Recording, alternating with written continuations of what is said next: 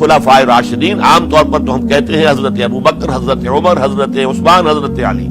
میں نے اپنی ذاتی رائے، حقیر سی رائے عرض کی ہے، اس میں حضرت حسن کا دور بھی شامل ہونا چاہیے 6 مہینے کا.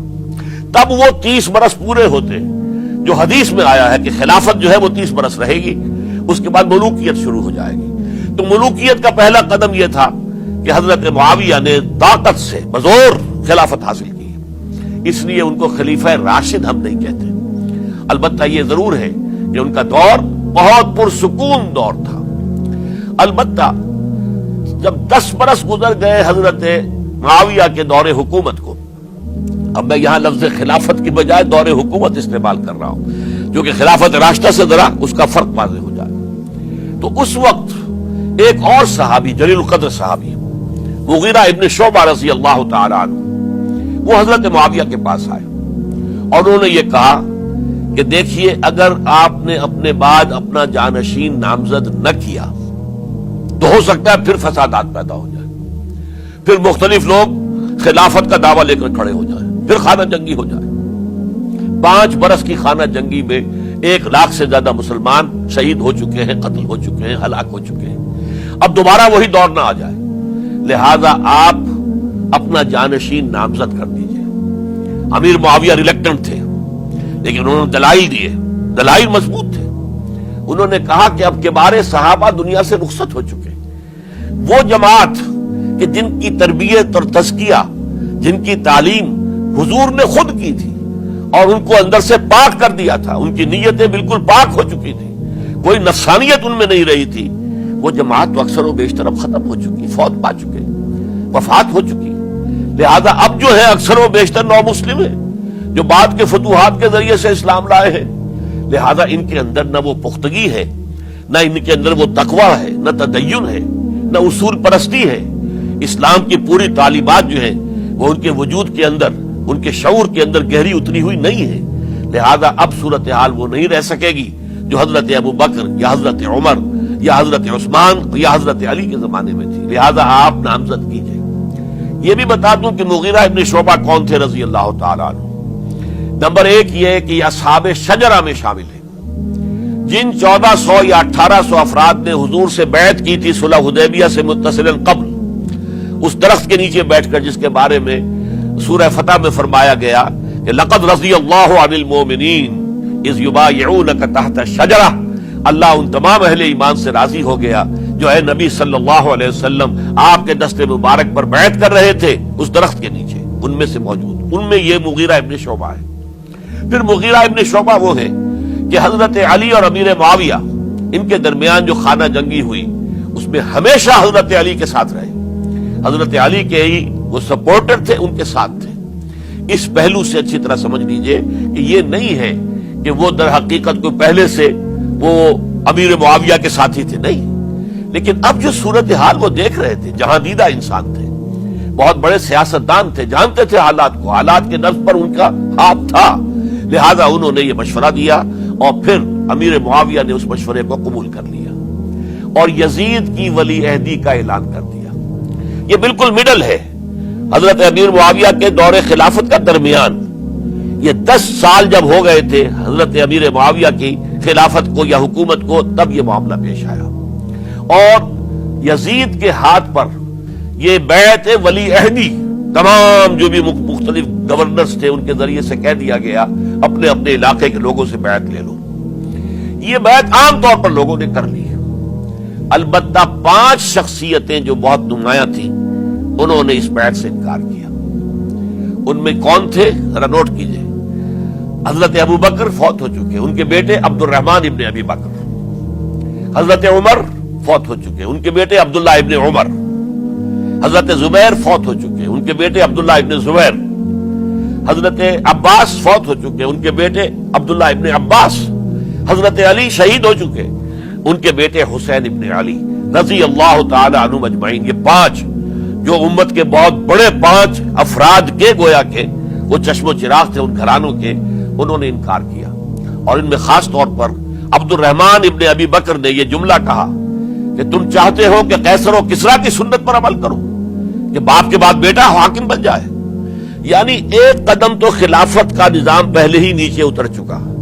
مشاورت سے تو حضرت امیر معاویہ کا بھی جو نسب ہوا ہے وہ مشاورت سے نہیں ہوا. ایک درجے میں وہ جو اللہ تعالیٰ کے رسول نے عمارت بنائی تھی شاندار، اس خلافت کا جو سیاسی نظام تھا، اس میں ایک تو کڑی آ چکی زوال کی کہ ایک شخص نے طاقت کے ذریعے سے خلافت حاصل کر لی. اب اس کی اگلی کڑی لانا چاہتے ہو کہ کیسر و کسرا کے طریقے سے خاندان کے اندر، ایک قبیلے کے اندر یہ خلافت جو ہے یا حکومت جو ہے نسل بعد نسل، باپ کے بعد بیٹا اور بیٹے کے بعد پوتا، اس کو ہم کبھی گوارا نہیں کریں گے. حضرت امیر معاویہ بہت دانشمند انسان تھے. انہوں نے ان پانچوں حضرات پر کوئی تشدد نہیں کیا، کوئی جبر نہیں کیا، بلکہ رہنے دیا. ٹھیک ہے، یہ بیعت نہیں کر رہے، ابھی تو بیعت ولی عہدی ہے، کوئی حرج نہیں. لہذا کوئی جھگڑا، کوئی اس وجہ سے کوئی فساد، اس بنا پر کوئی جنگ نہیں ہوئی. 10 سال گزر گئے، یعنی 10 سال تک یزید ولی عہد رہا ہے. 10 سال تک. اور اس سوائے ان 5 بڑی شخصیتوں کے جو پوری امت تھی، عوام الناس تھے، ان سب نے اسے قبول کیا. یہ صورتحال اب جب پیدا ہوئی جب حضرت امیر معاویہ کا انتقال ہو گیا، یہ سن 60 ہجری ہے. اب سوال پیدا ہوا کہ وہ ولی عہدی کی بیعت اب بیعت خلافت میں منتقل ہو جائے گی. لہذا پھر یہ ہوا کہ سب لوگوں سے، سب گورنروں کو لکھ دیا گیا تمام صوبوں کے اندر کہ اپنے اپنے لوگوں سے بیعت لے لو. ظاہر بات ہے کہ وہاں کوئی ریفرنڈم نہیں ہوتا تھا، کوئی ووٹ نہیں ہوتے تھے کہ اس کی پرچیاں ڈالی جا رہی ہوں، ایک ایک شخص سے رائے لینا نہیں ہوتی تھی، بلکہ اس وقت کی جمہوریت یہ تھی اور شورائیت یہ تھی کہ ڈفرنٹ کلینز ہیں، ڈفرنٹ فیملیز ہیں، ڈفرنٹ ٹرائبز ہیں، ان کے سردار، ان کے بڑے لوگ، ان کے اہم لوگ بیعت کر لیں تو گویا کہ سب کی بیعت ہو گئی. وہ ایک قبائلی نظام تھا اور اس میں یہ نہیں تھا نظام کے ووٹ بنے ہوئے ہوں اور اس کی پرچیاں ڈالی جا رہی ہوں. تو تمام عالم اسلام نے گویا کہ بیعت قبول کر لی اب یزید کی بحیثیت خلیفہ. اب وہ جو 5 آدمی تھے ان میں سے ایک فوت ہو چکے تھے، حضرت عبد الرحمن ابن ابی بکر رضی اللہ تعالی عنہما، دونوں فوت ہو گئے، لیکن باقی 4 رہ گئے. ان 4 کو نوٹ کیجئے، یہ بڑا سینسٹیو ایشو ہے جس پر میں اب گفتگو کر رہا ہوں. ان 4 میں کون ہیں؟ عبداللہ ابن عباس، عمر میں سب سے بڑے وہ ہیں، اور ان کی شان یہ ہے کہ انہیں حبر الامہ کہا گیا ہے، امت کے سب سے بڑے عالم، اور قرآن مجید کے وہ سب سے پہلے مفسر ہیں. اصل جو جتنی بھی تفسیری روایات ہمیں ملتی ہے حضرت عبداللہ ابن عباس کے شاگردوں سے، تابعین سے، لہذا ان کا بہت اونچا مقام ہے. حضرت عبداللہ ابن عمر، ان کا مقام بھی آپ کو معلوم ہے، حدیثوں کی کتنی بڑی تعداد ہے جو عبداللہ ابن عمر سے مروی ہے، اور اس کو سلسلۃ الذہب کی پہلی کڑی کہا جاتا ہے. روایت حدیث میں جو سرہنی زنجیر ہے اس کا آغاز حضرت عبداللہ ابن عمر ہے. ایک طرف یہ دونوں ہو گئے، ان دونوں کی رائے کیا ہوئی؟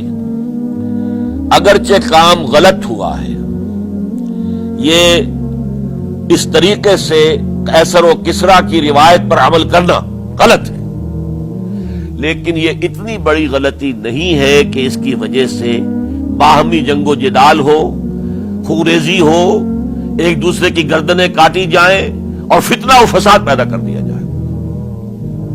لہذا انہوں نے یزید کی بیعت کر لی. 2 حضرات رہ گئے، یہ نسبتاً نوجوان ہیں.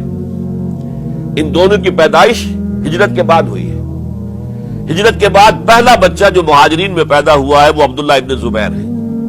بلکہ کچھ عرصے تک مہاجرین میں جب کوئی پیدائش نہیں ہوئی تو وہ مکے مدینے کے منافقین نے کہنا شروع کر دیا تھا کہ یہ یہاں آ کے کمزور ہو گئے، نامرد ہو گئے، ان کی اولاد اب چلے گی نہیں. تو عبداللہ ابن زبیر جب پیدا ہوئے، اور آپ کو معلوم ہونا چاہیے وہ حضرت ابوبکر صدیق کے نواسے ہیں، حضرت عائشہ صدیقہ کی ہمشیرہ حضرت اسماء کے بیٹے ہیں عبداللہ ابن زبیر.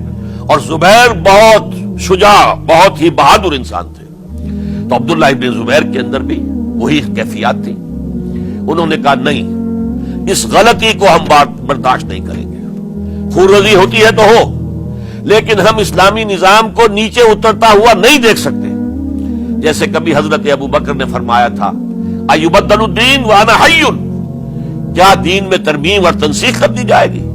دین کو بدل دیا جائے گا، دین میں تحریف کر دی جائے گی جبکہ میں ابھی زندہ ہوں؟ میں جیتے جی یہ نہیں ہونے دوں گا. حضرت عبداللہ ابن زبیر کی یہ رائے ہوئی وی ہیو ٹو چیلنج، ہم مقابلہ کریں گے، ہم اسے پیسیولی قبول نہیں کریں گے۔ انہوں نے بیعت سے انکار کیا اور مدینہ چھوڑ کر مکے جا کر حرم کے اندر پناہ گزین ہو گئے۔